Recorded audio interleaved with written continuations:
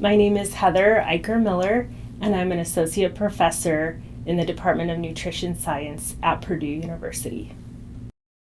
So, food insecurity is when someone doesn't have enough food for an active, healthy life. And it may be that they don't have the kinds of food that they normally eat, and that's called low food security. And it also could be that they not only do they not have the types, but they also don't have enough of the right amount of food. So they're reducing how much they eat, and that's called very low food security.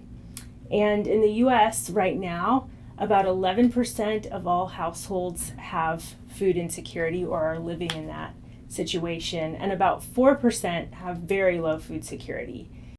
Dietary quality refers to how well a group of foods meets the recommendations in the dietary guidelines for Americans.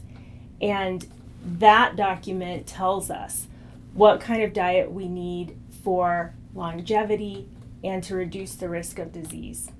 What it recommends is that half of the foods we eat are fruits and vegetables, a quarter is lean proteins, and another quarter are grains, and half of those grains are whole grains.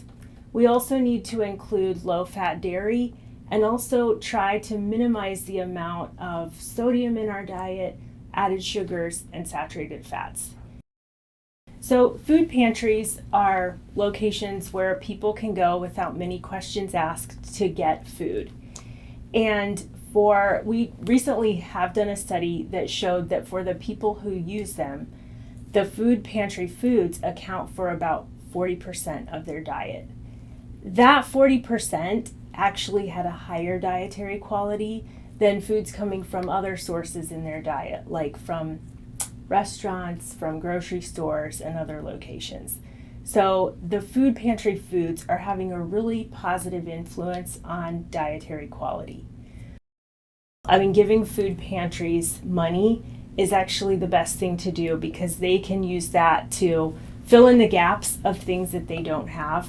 They can also use it to try to respond to special requests that people may have, and also try to maintain a supply of things that maybe they don't have a huge capacity to store, like refrigerated or frozen items that they always want to keep on hand.